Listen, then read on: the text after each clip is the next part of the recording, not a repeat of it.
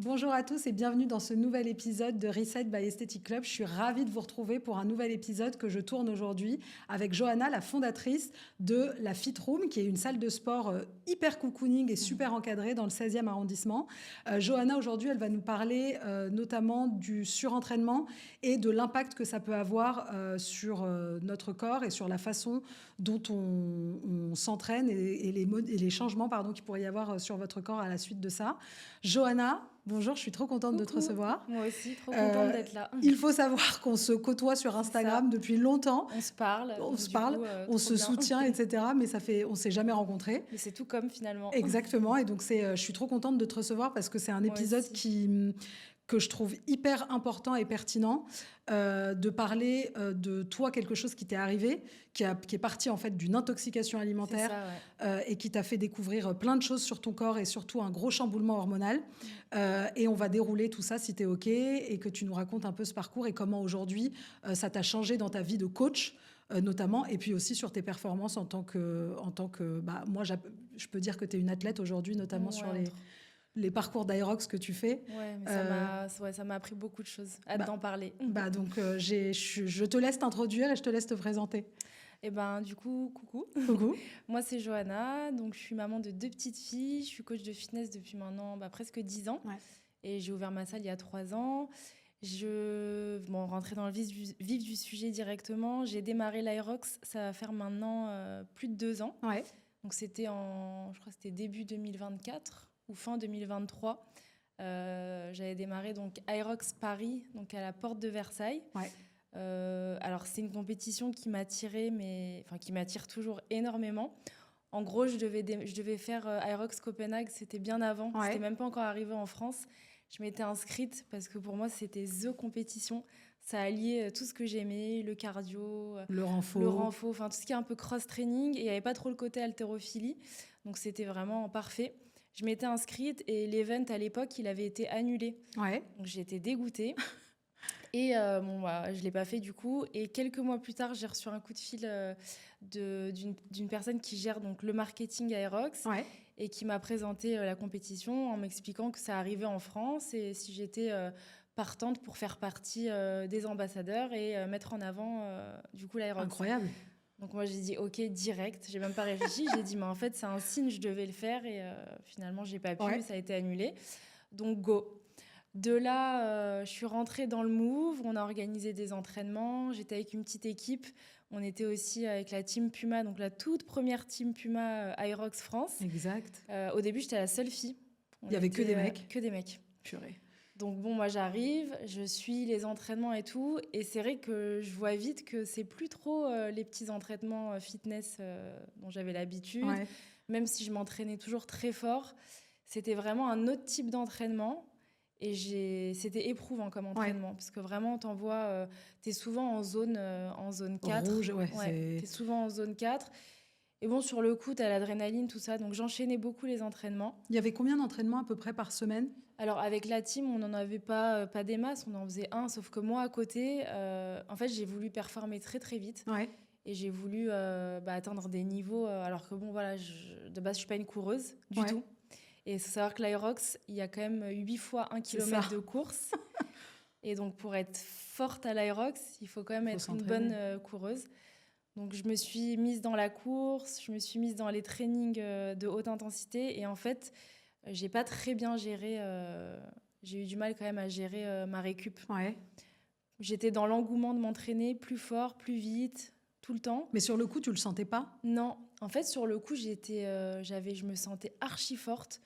Je faisais plutôt de bonnes performances, même si sur le premier Aerox, on n'a pas fait des temps incroyables. Mais voilà, on a démarré avec mon binôme. Après, plus les Aerox passaient, j'en ai fait 1, 2, 3, 4, 5. À chaque fois, je gagnais des minutes. Et ça t'a créé une stimulation que t'en voulais toujours plus. Ouais, ça m'a limite rendu ouf. En fait, j'étais en mode, il faut que je fasse moins de minutes sur cet Aerox. Je me mettais une telle pression et je m'entraînais énormément. Jusqu'au jour où, c'était il y a maintenant, ça fait maintenant 8 mois, j'ai eu une intoxication énorme aux huîtres. Ouais. Et en fait, ce jour-là, je pense que mon corps était vraiment déjà fatigué. Ouais. J'étais en surentraînement, je ne le savais pas. Pour moi, je savais même pas ce que c'était surentraînement. Je me prenais, je pense, pour une guerrière ou je sais pas, une warrior, un robot. Et je me suis dit, donc ce jour-là, j'ai eu cette intoxication. Et en fait, vraiment, j'ai cru que j'allais y passer. Je suis restée couchée au lit comme ça pendant 2 semaines. Chose qui t'arrive pas, en fait, toi. Jamais. Déjà, j'étais quelqu'un qui fait du sport comme ça à haute dose. Quand on s'arrête, c'est très dur moralement. Oui. Donc déjà, il y avait ce côté, moralement, c'était très dur. Et aussi, j'ai cru que j'allais y passer. Donc je me suis dit, mais en fait, là, j'ai un vrai problème de santé. Je sais pas ce qui m'arrive. Moi, je me sentais plus dans mon corps, je me sentais plus là. C'était vraiment bizarre comme sensation. T'avais vu des changements physiques ou pas? Ou c'était uniquement une fatigue, comment dire, physique? Mais en l'occurrence, est-ce que t'avais gonflé? Est-ce que t'avais pris du poids? En fait, d'un coup, après, il y a eu cette intoxication, mais ça a duré longtemps. J'avais gonflé, mais comme de l'œdème. Ouais. Surtout au niveau du ventre, j'étais vraiment mais comme ça, hein, gonflée. Oui, et toi qui as été enceinte, donc tu sais que ce que c'est pas d'avoir normal. Et puis je mangeais pas non plus. Enfin voilà quoi. J'avais le visage qui avait triplé de volume. D'ailleurs, j'ai des photos. C'est ce que j'allais dire à tous ceux qui nous regarderont et qui nous écouteront. Il y a des photos sur ton Instagram où on voit l'avant-après de cette période-là où c'était fou. Et en fait, ça n'avait rien à voir avec pas assez d'entraînement ou manger trop. Non. C'était un corps enflammé, en fait. C'est ça. En fait, j'étais en inflammation. J'avais chopé donc, cette intoxication. Ça m'avait fait un problème au foie. Ouais. J'avais des transaminases très élevées. Donc j'avais fait prise de sang. Il y avait beaucoup de choses qui étaient à la limite du rouge. D'ailleurs, j'avais galéré pour avoir toutes les prises de sang au complet, parce que bon, c'est un peu compliqué. Et je faisais tout au compte-gouttes et j'avais le foie qui était quand même bien abîmé. Ouais. Et de là, j'ai compris de ce qu'on m'a expliqué, de ce que je me suis documentée, que du coup, un foie malade, en fait, ça filtre très mal et ça filtre plus les estrogènes. Et c'est ça qui peut faire gonfler. Mais justement, quand tu as eu un peu ces symptômes où tu es complètement dans le gaz post-intoxication alimentaire, quand tu es allé voir des médecins, ils t'ont pris au sérieux ou ils t'ont juste dit c'est une intoxication alimentaire, reposez-vous, ça va passer, et voilà tel ou tel médicament, mais du coup, on te file pas les ordos pour les prises de sang? En fait, je suis très mal tombée. Après, moi, il faut savoir que je suis quelqu'un d'hypocondriaque, un peu comme tous les sportifs, je pense. J'ai le stress que quelque chose aille mal. Donc, en gros, je ne suis pas allée à l'hôpital, sauf que le jour où j'ai eu l'intoxication, j'aurais vraiment dû aller à l'hôpital. Ouais. Je suis restée à la maison, j'ai bu 8 litres d'eau par jour. J'ai attendu que ça aille un peu mieux. Et une fois que ça allait mieux, j'ai appelé un médecin qui est venu à la maison, qui m'a donné un antibiotique pour un antiparasitaire, très, très, très puissant. Ouais. Sauf que bon, quand tu prends un antiparasitaire archi puissant, il faut prendre aussi, je pense, quelque chose après pour réparer des probiotiques. On m'a rien donné, on m'a juste balancé cet antibio. Donc je pense que ça m'a peut-être enlevé les parasites, mais ça m'a pas fait du bien finalement au niveau de mon estomac. Ouais. Donc effectivement, j'étais archi gonflée. Je pense que l'estomac, c'est vraiment le deuxième cerveau. Donc j'avais aussi, ça m'avait déclenché des crises de spasmophilie. J'en ai jamais eu de ma vie. Je savais même pas ce que c'était. J'avais aperçu, j'avais une copine à l'époque qui avait ça, mais voilà, je n'avais jamais eu ce genre de choses. Et ça m'avait déclenché dès le jour de l'intoxication 1 mois de spasmophilie non-stop. Je dormais pas la nuit. En fait, c'était mon corps, je pense, qui doit avoir des carences. En fait, il y a quelque chose qui s'est fait et je sais pas c'est quoi, parce que finalement, j'ai vu beaucoup de médecins, mais je pense que j'ai peut-être pas vu les bons médecins. Ouais. Et du coup, ça a duré. Je me suis documentée. Je me suis beaucoup complémentée, j'ai fait des prises de sang, je suis partie voir un gastro, j'ai fait le tour du monde et finalement, c'est vraiment en me reposant, en réduisant les entraînements. Parce qu'au début, quand j'ai eu l'intoxication, au bout de 2 semaines, j'étais sur-pied, j'étais très faible et très fatiguée et très gonflée. J'ai voulu reprendre à fond les entraînements. Comme si de rien n'était. Comme si de rien n'était, sauf qu'en fait, mon corps, il était vraiment HS. Et donc, j'ai repris les entraînements et à chaque fois, c'était crash sur crash sur crash. Et ça a duré jusqu'à que j'ai vraiment compris qu'il faut que je me repose. Ça a duré jusqu'au mois d'août. Donc, l'intoxication, c'était en février. Ouais, c'est énorme. Donc, de février à août, j'étais constamment en up et down. Et j'avais cette spasmophilie qui ne me lâchait pas. Même si ça réduisait, ça s'espaçait, ça ne me lâchait pas. J'avais du mal à donner mes cours. Je donnais mes cours, franchement, je voyais flou. C'était très compliqué, même moralement. Bah, bien sûr. Pour moi qui aime le sport, c'est mon exutoire, c'est ma passion. j'ai dû vraiment... j'étais réduite en plus, je faisais des entraînements de merde. Ouais. J'étais dégoûtée, j'ai dû réduire les entraînements, j'ai réduit le travail, ça m'a fait un tout a blackout été... dans ma vie de dingue. Tout a été mis sur pause en réalité. Tout a été mis sur pause et en fait, un truc que je me rendais compte, c'est que pendant cette intoxication, les symptômes que j'avais, en gros, je me rendais compte que c'est des symptômes que j'avais déjà finalement, mais on va dire 100 fois moins forts, Ouais. Comme gonfler, Ouais. des petits stress internes, les muscles qui tremblent, enfin des trucs chelous. D'ailleurs, de gonfler, c'est le premier signe d'un corps en stress. Ouais.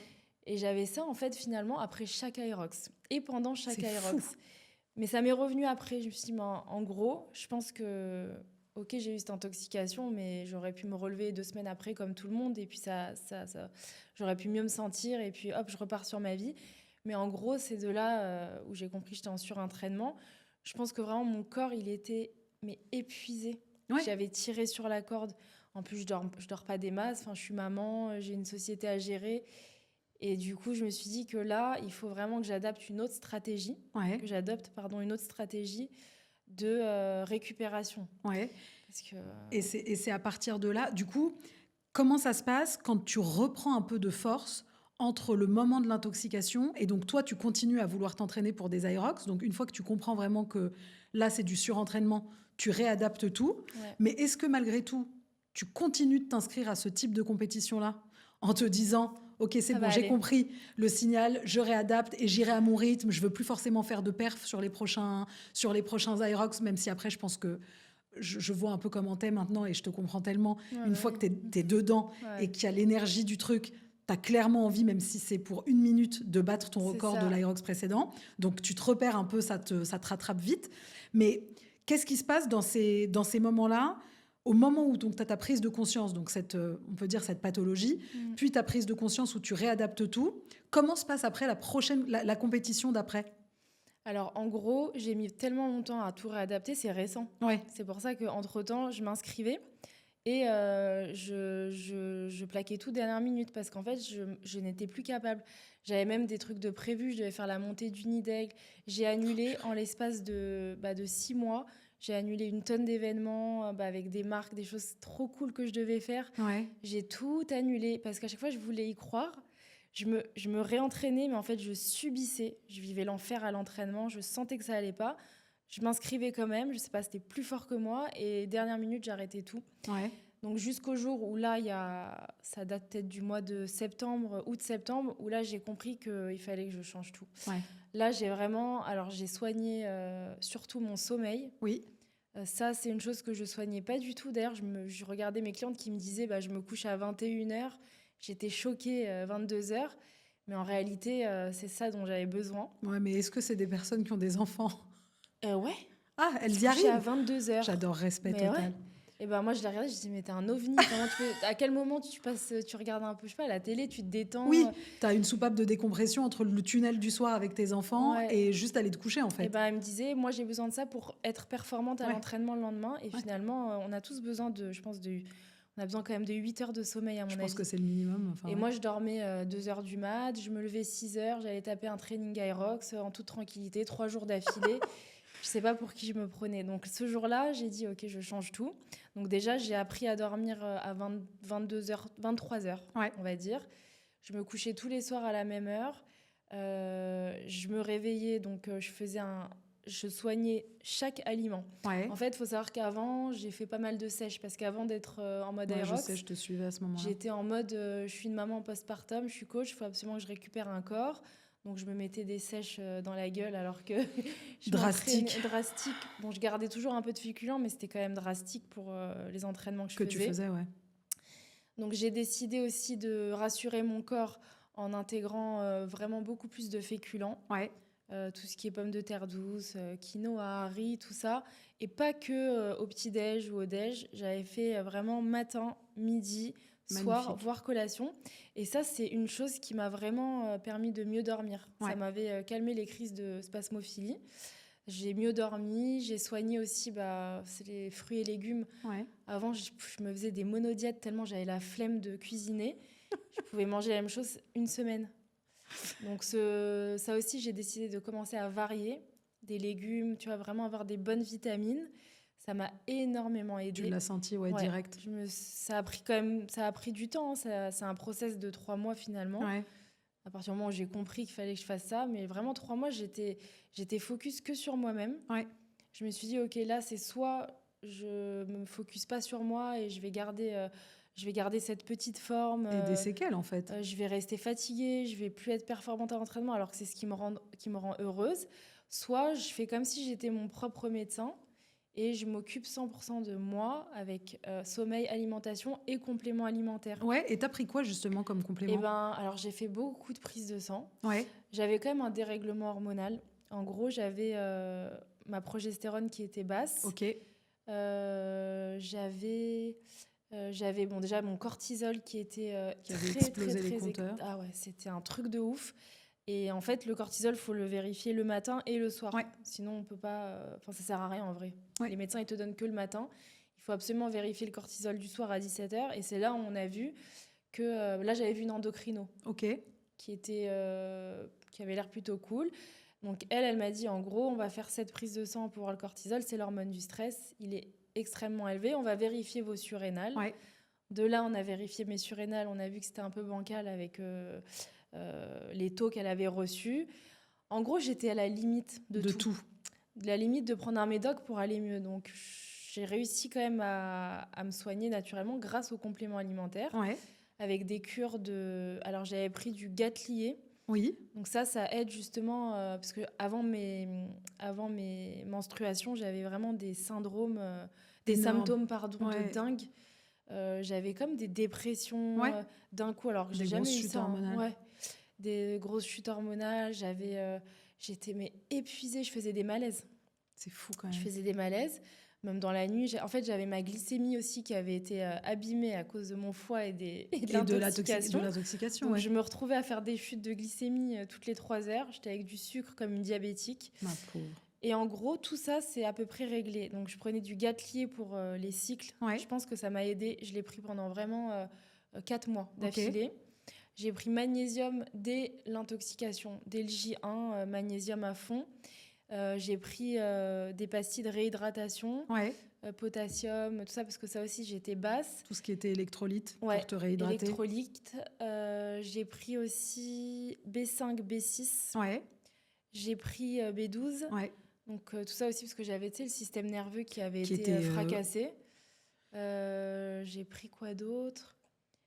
J'ai pris... non, voilà, c'est vraiment le combo qui m'a aidée. Tout ça, ça a été... J'ai pris vitamine C aussi. Ça t'a été prescrit à la suite...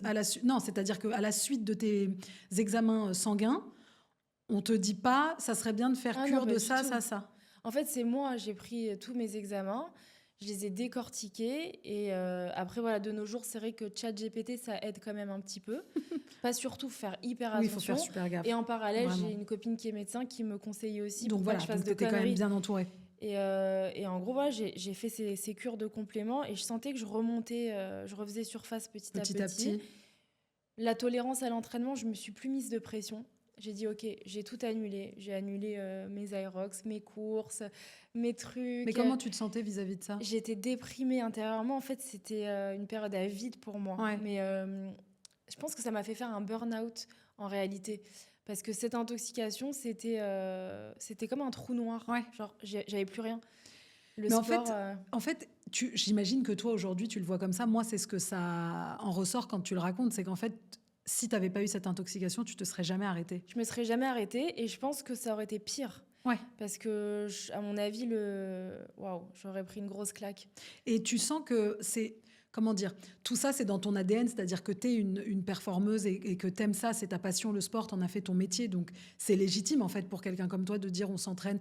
Tu me disais en off, 2 fois parfois des trainings, 2 fois dans la même journée, à te pousser. Moi, je sais que je te suis sur les réseaux, je te voyais courir le samedi matin, le dimanche matin, et je me dis, mais quelle guerrière, parce que c'est vrai, moi j'ai une petite fille aujourd'hui, j'ai peiné à reprendre le sport, je l'ai repris, mais quand tu en as 2, que tu as un quotidien à gérer et que tu t'envoies ce genre de training, moi c'est vrai que je tire mon chapeau. Mais de l'autre côté, et c'est ça que j'ai grave apprécié dans ta démarche, c'est que tu as aussi envie du coup de, comment dire, d'alerter, entre guillemets. Oui, et montrer qu'on n'est pas invincible du tout. Exactement. Et quand tu as fait tout ça, donc là, on va dire que tu t'as sorti la tête de l'eau, mais c'est encore en, Ouais, comment c'est dire, entre deux. en dents de scie, quoi. Ouais. C'est-à-dire que tu fais super attention parce que tu sais que la rechute, elle est là.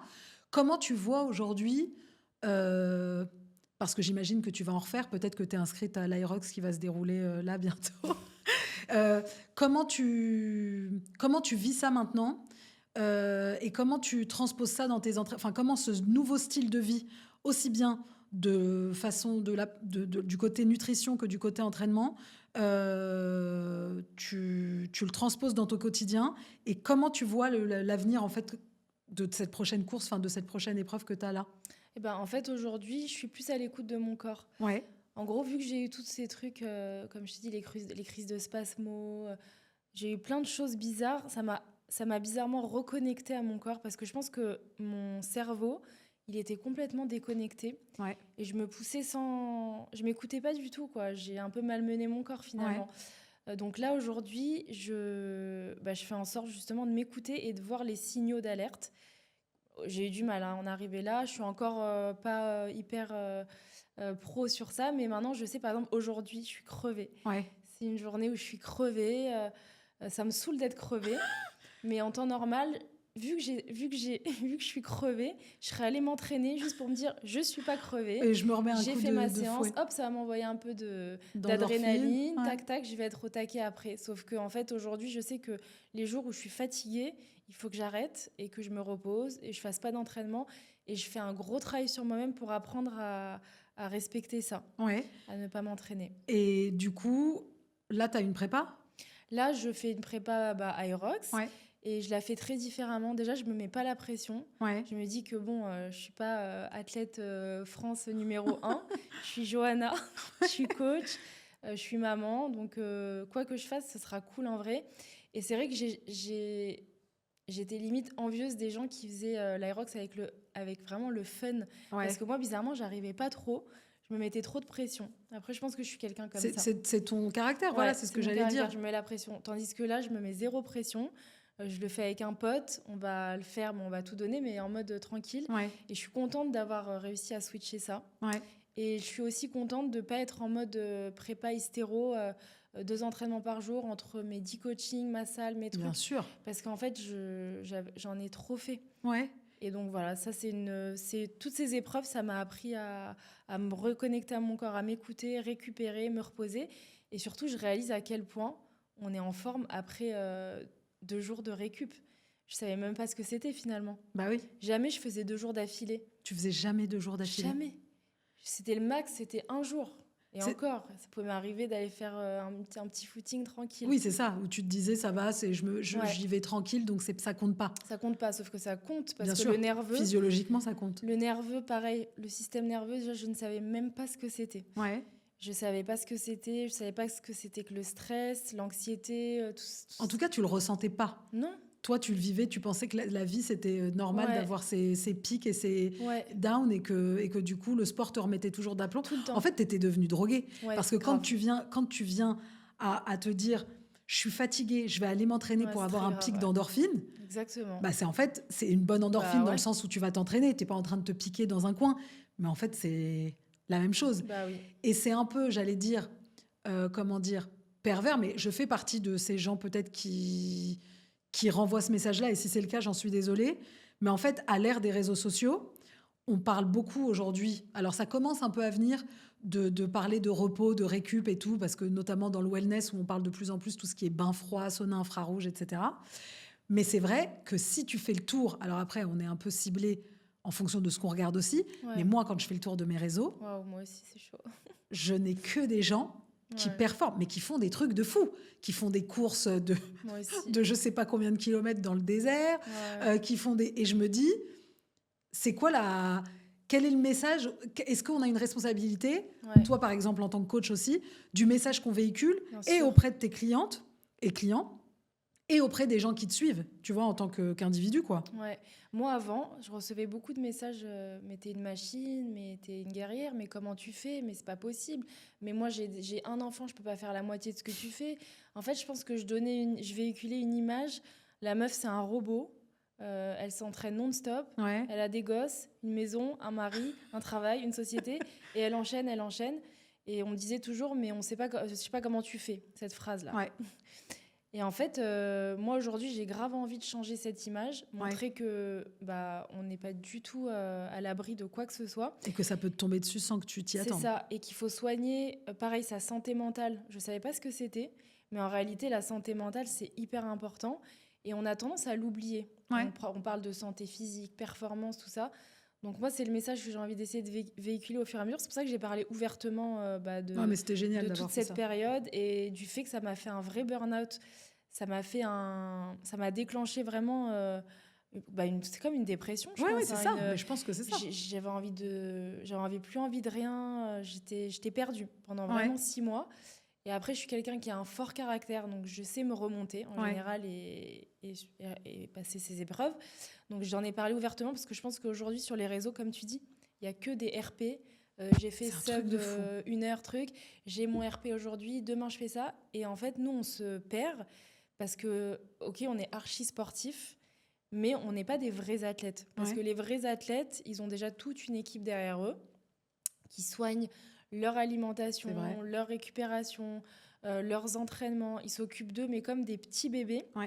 Et nous, on veut être comme eux. Et finalement, on n'a rien de tout ça. La seule équipe qu'on a, c'est justement nous, on s'occupe de nos clients, exactement, de ce qu'ils mangent. Enfin, c'est nos bébés à nous et nous, personne ne s'occupe de nous.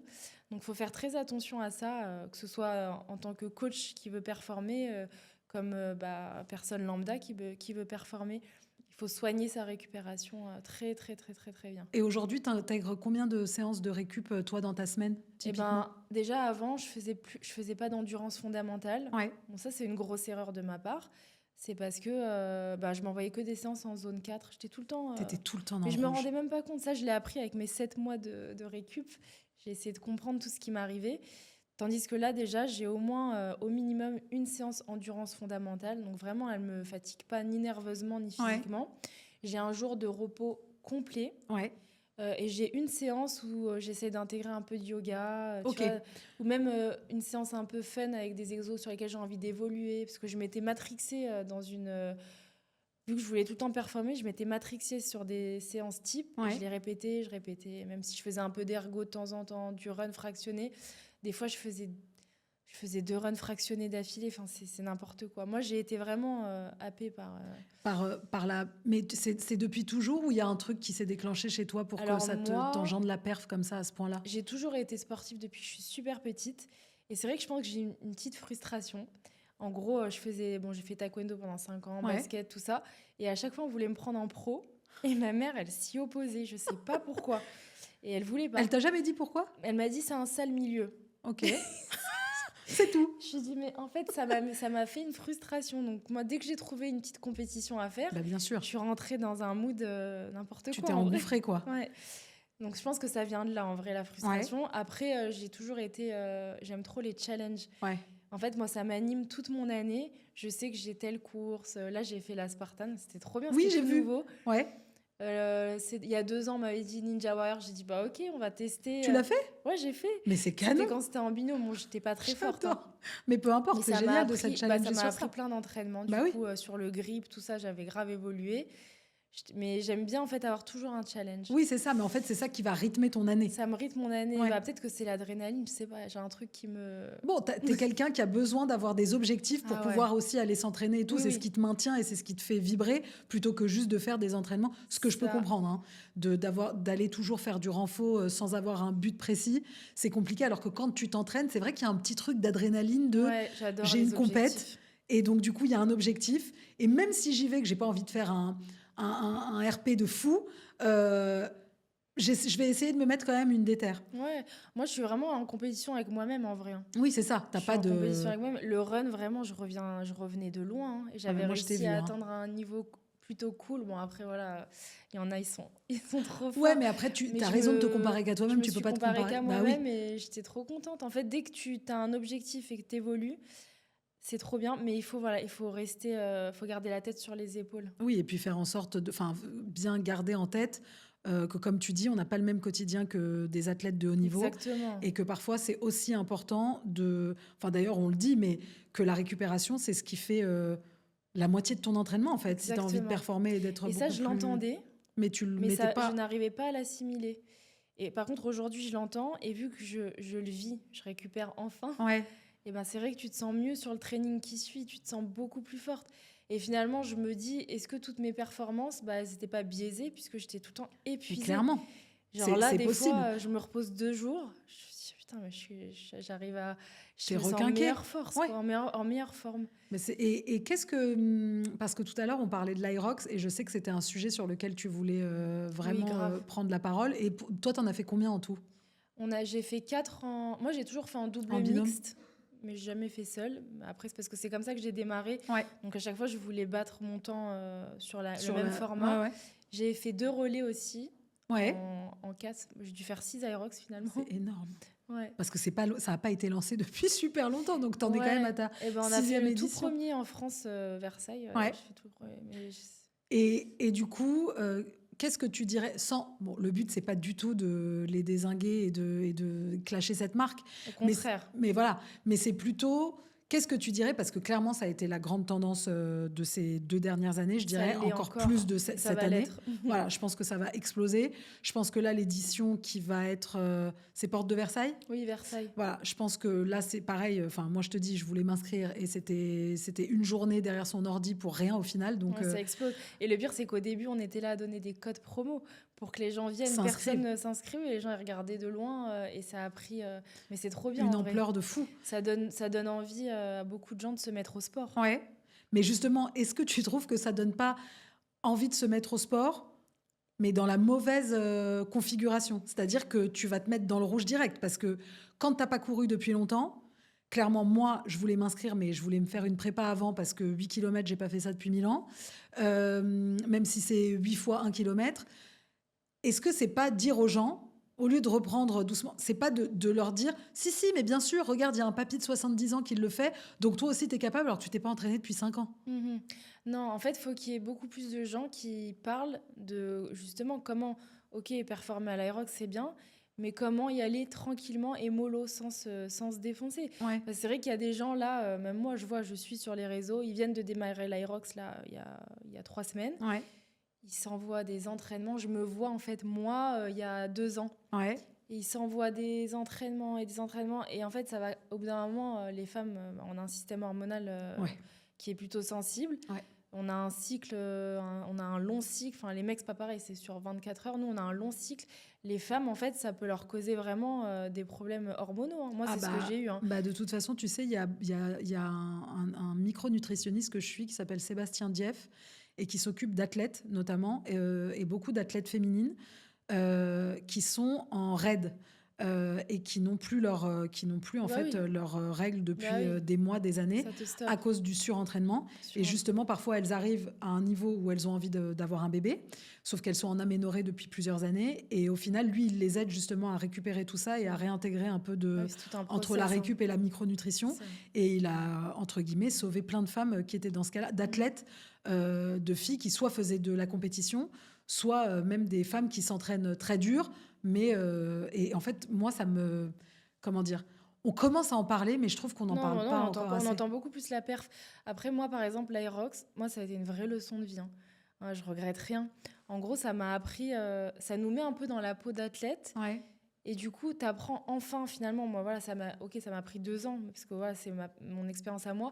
Mais tu apprends enfin à te gérer correctement. Parce qu'aujourd'hui, je vais me gérer comme je t'ai dit, sur la nutrition, le sommeil, les entraînements, la récupération. Et c'est ça aussi qu'il faut mettre en avant, justement, que grâce à l'Irox, plein de gens se mettent au sport et de manière un peu plus intense. Ouais. Mais il faut mettre en avant à fond, je trouve, ce côté récupération, santé mentale aussi, ne pas être trop en mode perf, regarder les trucs des uns et des autres. Ouais.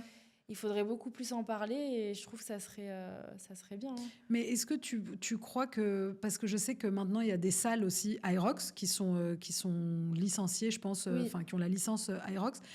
Mais eux, au final, moi, du peu de salles que je connais, on ne parle pas beaucoup de récup. C'est-à-dire que si tu t'inscris à tous les cours de la semaine, tu t'inscris à tous les cours de la semaine. Il n'y a aucun problème. Voilà, il n'y a personne qui va te dire, en fait, bon si, là... Après, si tu tombes vraiment sur un super coach qui veut prendre soin de ses élèves et qui peut, parce qu'en vrai, tu sais même pas, des fois, tu as des salles, tu as 30 personnes, donc tu peux pas gérer qui vient 2 jours d'affilée, c'est trop dur. Oui, c'est ça. Donc en vrai, oui, tu peux faire tes aérox, tu peux faire une salle à l'autre, tu peux t'enchaîner comme jamais. Hein.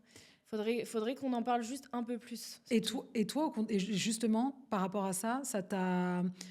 Vu tout ce qui t'est arrivé, ça te sensibilise. Enfin, comment tu le mets en pratique aujourd'hui dans tes coachings avec tes élèves, que ce soit en cours co, parce que toi, tu as des cours co et tu as des one-to-one. Est-ce que tu arrives à les sensibiliser là-dessus? Est-ce que quand tu vois qu'il y en a une où tu sens, où là, tu te dis, je vois qu'elle était arrivée à mes cours, comment dire, avec un corps comme ça, je vois que là, elle s'entraîne dur et que le corps, il y a des gonflements qui sont inhabituels. Est-ce que tu leur dis ou est-ce que tu attends qu'elles prennent conscience, elles, et maintenant, en fait, c'est vrai qu'avant, moi, ça m'a beaucoup changé. Hein. Ouais. Après, je reste quand même la coach un peu hystéro aux yeux des autres, mais ça m'a beaucoup changé dans le sens où avant, si j'avais une élève qui arrivait à mon cours et qui me disait « Oh là là, je suis crevée » et tout, je la regardais, je lui dis « Ok, oublie que t'es crevée, tu vas sortir du cours, tu verras, tu seras en pleine forme. » Et je l'enchaîne sur un training de ouf.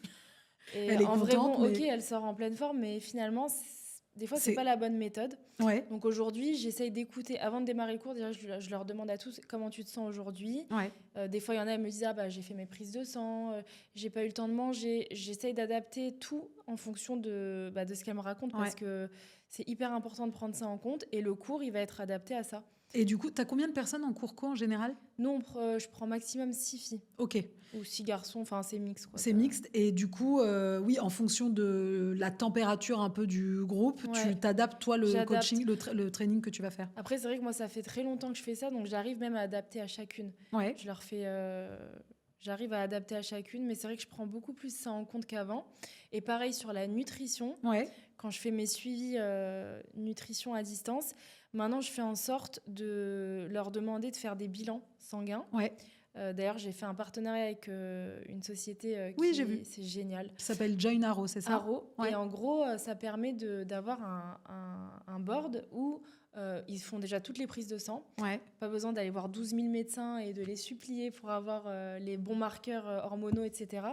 Et avec ça, on va pouvoir vraiment avoir tous les outils pour qu'elles elles équilibrent même leurs hormones avec des compléments, qu'elles sachent quoi prendre, comment dormir, comment s'entraîner. Et ça, je trouve ça trop bien. Donc maintenant, j'ai intégré ça sur mes suivis perso. Je leur demande de faire les bilans. Et bon, après, si elles ne peuvent pas faire ça et qu'Arrow, elles font ça de leur côté, bien sûr. au moins le strict minimum. Et ça nous donne des petits indices sur leur santé. Et est-ce que tu aurais des idées reçues que tu aimerais déconstruire justement sur tout ça? Oui, alors les idées reçues, c'est ne pas manger par exemple de féculents le soir. Ça, c'est la plus grande... Enfin, c'est trop bête. Parce qu'en réalité, après aussi, la femme, en fonction de chaque âge, il y a une manière de se nourrir pour justement chouchouter ses hormones ou pas. Et c'est vrai que moi, j'ai beaucoup de jeunes mamans à partir de la trentaine.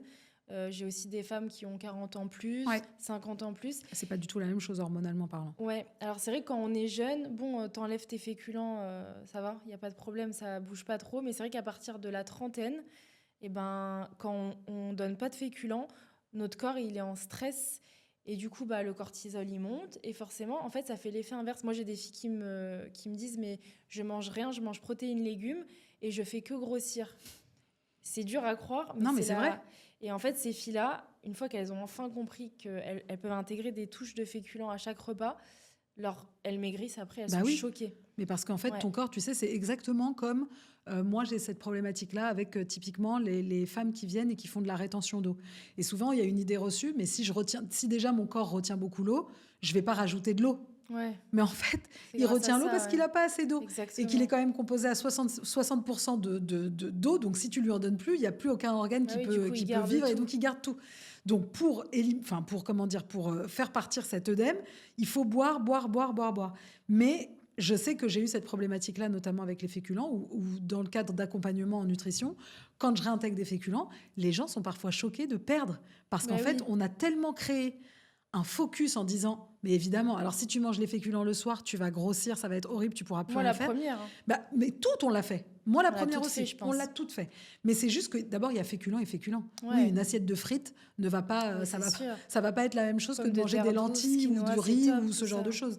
Mais c'est fou comment, moi, j'ai réalisé que toutes, peu importe le niveau, c'est-à-dire social, l'âge, toutes, on a cette idée reçue. J'ai Ouais. pas une femme qui me dit « Ah si, moi, je prends des et peu féculents tous les importe soirs. l'âge, j'ai des clientes qui ont la cinquantaine plus. Non, moi, je mange jamais de féculents. Et en fait, plus on avance dans l'âge, en plus, plus le corps il a besoin d'être rassuré. » Complètement. Et le soir, justement, pour avoir un sommeil récupérateur, il faut cette petite dose de féculents. Bah, ça peut être du riz, pommes de terre douce. Ça envoie un signal de sécurité au cerveau. Ouais. Et même, ça relâche le système nerveux. Et moi, je l'ai expérimenté. Parce que vu que j'avais ces histoires de chute de glycémie, là, Ouais. toutes les 3 heures, j'avais le sucre qui chutait, descendait. je faisais des malaises, tout ça.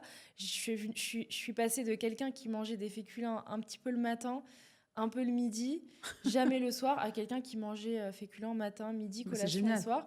Et ça m'a fait remaigrir parce que j'avais pris 8 kilos avec cette histoire. Mais après, quand tu intègres des féculents à tous tes repas, toi aujourd'hui, tu es à combien d'entraînements par jour? Parce qu'il y a ça qu'il faut pas. Tu as un seul entraînement Ouais. par jour? Moi, je mange féculents matin, midi et soir. Ouais, en quantité, en bonne proportion. Ouais. Et avant, le pire, c'est que je suis le cordonnier le plus mal chaussé parce que mes élèves, je les harcèle pour en manger.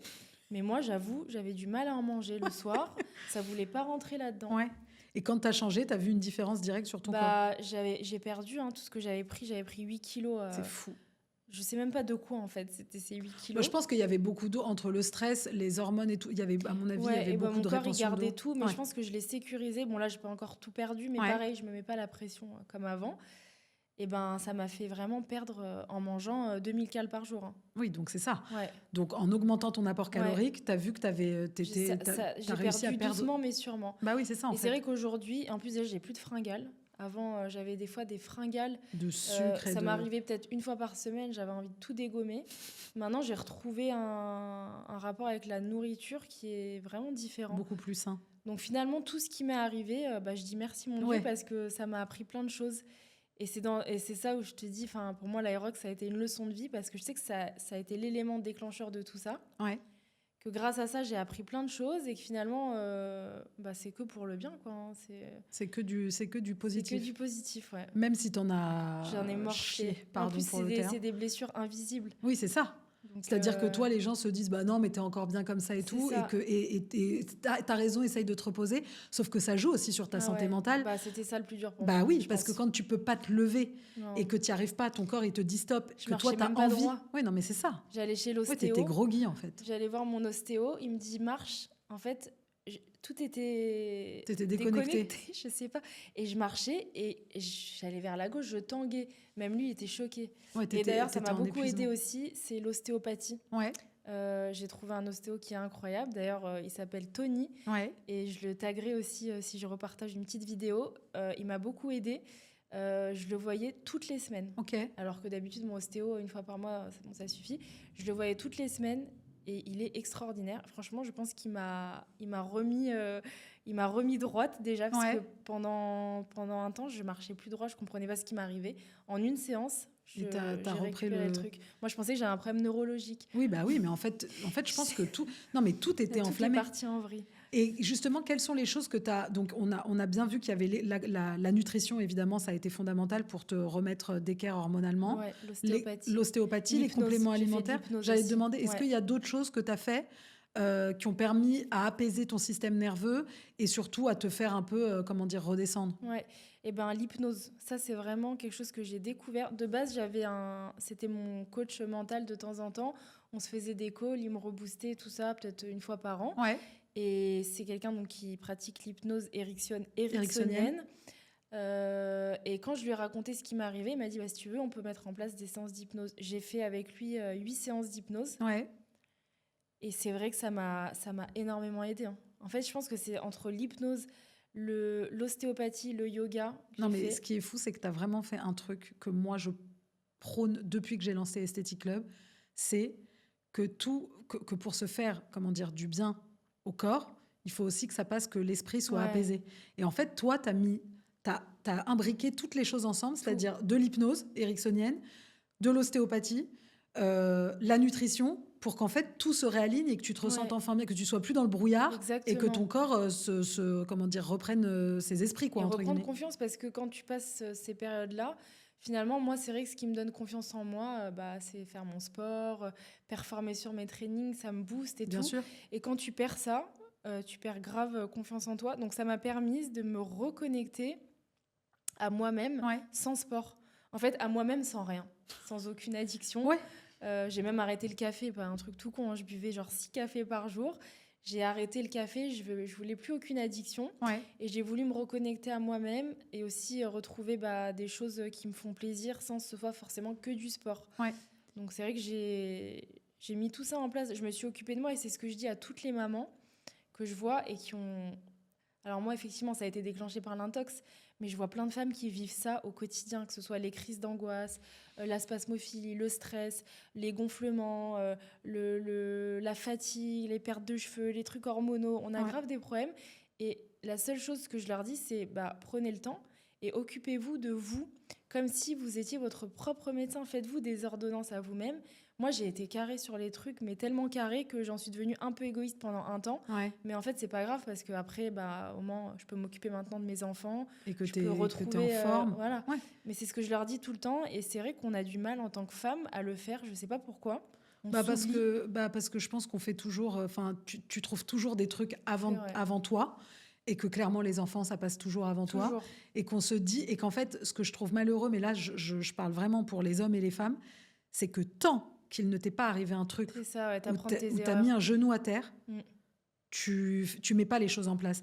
Et moi, je te dis ça pourquoi ? J'allais te demander justement si tu t'étais faite masser et tout pendant cette période, ou c'était pas un truc qui t'avait forcément branché ? Non, pour le coup, vraiment, c'était les séances d'ostéo et le yoga. Et le yoga que tu faisais pas du tout avant, que tu as découvert du coup post... J'avais fait peut-être une séance de yoga, mais ça m'avait vachement aidée. C'est un super prof de yoga. En fait, j'allais chez lui tous les lundis comme si j'allais chez le médecin. Je voyais pas clair, je voyais flou, je tenais pas debout. Mais j'allais quand même. Et ça me faisait du bien. Je ressortais quand même apaisée. Après, voilà, ça a été un process vraiment. C'est 6 long. mois. Hein. Mais là, c'est presque 1 an en fait. Là, on est au 8e mois. Là, j'ai repris l'entraînement, on va dire, à fond depuis 1 mois. Mais comme avant, presque. Avec des pincettes. Mais en réalité, j'étais 7 mois dans le dark. Mais tu sens que tu peux retomber dans tes vieux travers ou tout ça, c'est fini ?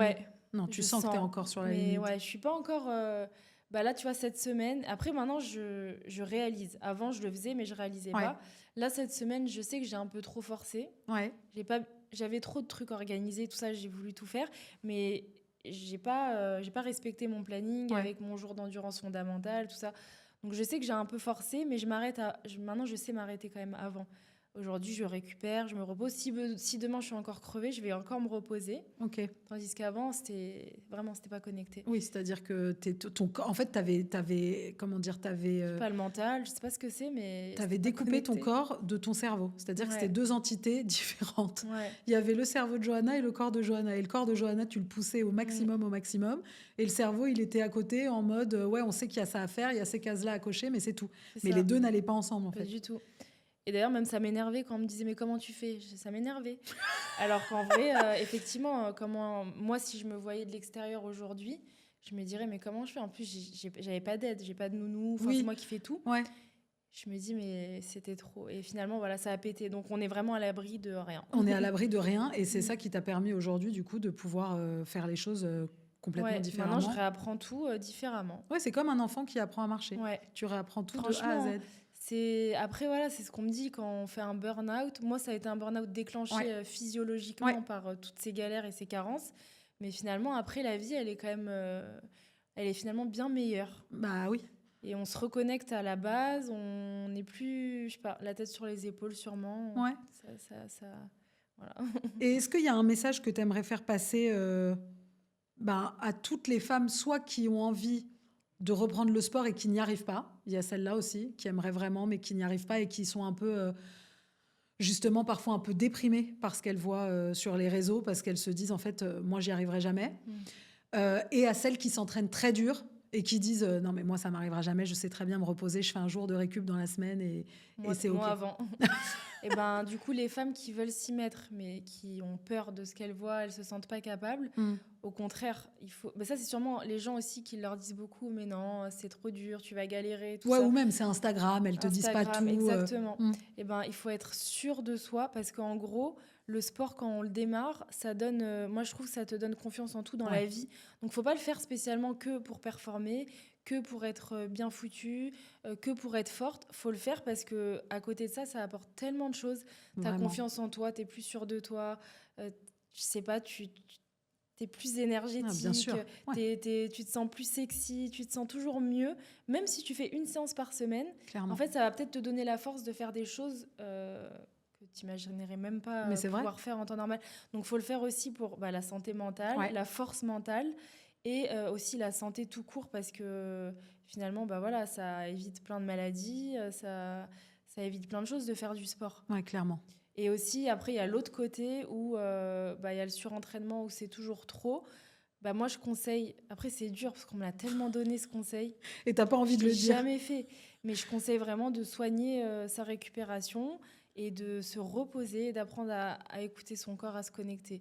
Mais encore une fois, moi, il m'a fallu une grosse gifle pour m'en rendre compte. Donc après, c'est chacun son chemin, comme on dit, si les gens doivent passer par là. Mais en tout cas, d'essayer le plus possible, que c'est pas que dans les livres et que c'est pas une belle parole, mais essayer vraiment d'écouter. Et moi, c'est ce que je dis souvent à mes clientes. Je leur dis à chaque fois de bien différencier la flemme de la fatigue. Quand on a de la flemme parce que on est rentré à la maison et que il fait froid et que voilà, c'est là où il faut y aller. Exactement. Là, c'est la discipline et c'est ça qui nous tient. En revanche, moi, je le vois, par exemple, j'ai pas du tout honte de le dire. Avant mes règles, je suis défoncée de fatigue. Si je n'arrive pas à aller au sport, je ne vais pas au sport. Moi, typiquement, J1 de mes règles, je m'envoyais des trainings de l'espace. Voilà. Parce que alors qu'on le sait aujourd'hui. Ouais. Alors qu'on le sait aujourd'hui qu'il y a plein d'études et plein de. Au contraire, et je trouve ça super intéressant. Plein de personnes qui s'intéressent justement au cycle hormonal et au type d'entraînement. C'est trop intéressant. Et tu vois, bon, toi, tu avais la résilience et le mental. Moi, c'est vrai que quand mon corps, il me dit, Linda, t'as mal là, t'y arrives pas, tant pis. Je ronge mon frein. Je me dis, purée, ça me saoule de pas y aller. Mais en fait, je suis tellement fatiguée que je me dis, laisse tomber, ça sert à quoi? Mais d'ailleurs, tu vois, des grandes athlètes hyper connues, elles peuvent annuler des courses parce que la course, elle tombe sur un jour 1 de cycle. Leur cycle. Et je trouve ça, c'est ça en fait, c'est sur ces gens-là qu'il faut prendre exemple. C'est que y a notre cycle hormonal, il y a la fatigue, il y a tout ça, il faut le prendre en compte.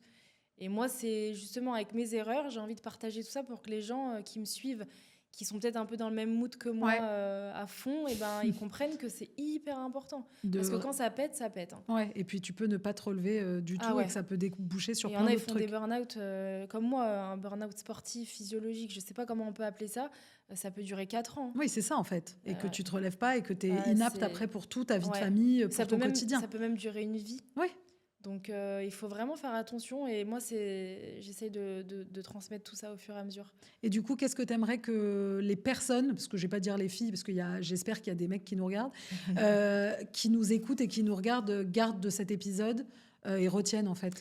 Qui gardent ce petit message-là quand ils s'envoient trop d'entraînement intensif, de penser à la récup. Surtout, et de ne pas être happé par l'esprit de compétition, parce que c'est trop bien d'avoir un esprit de compétition, mais ça peut vite devenir malsain, et il faut essayer de ne pas basculer dans ce côté-là. Après, il y a des gens qui le gèrent super bien, qui gèrent trop bien la compétition, et qui ont... C'est inné chez eux. Et il y a des gens comme moi qui ont sûrement... Moi, déjà, je suis extrémiste, donc je fais tout, à l'extrême. À fond. En fait, je vis tout, même les émotions, tout, je suis extrême. Et les gens qui ont un peu mon caractère, ils peuvent vite avoir tendance à basculer dans ce côté malsain. Et c'est sur ça, justement, il faut vraiment faire attention et bien s'entourer. En fait, si tu t'entoures bien et que tu as des gens hyper bienveillants... Et sains. Et qui vont te parler de leurs erreurs avant que toi, tu les fasses, et du coup, c'est hyper important, le petit cercle. Le petit cercle, écoute, Johanna, merci 1000 fois d'avoir participé à cet épisode. J'espère vraiment que cet épisode vous a plu. Moi, j'ai été ravie. N'hésitez pas à liker, commenter et nous faire un retour à Johanna et moi. Et je vous mettrai toutes les infos dans le lien et sur la page Instagram. À très vite. Bisous et merci.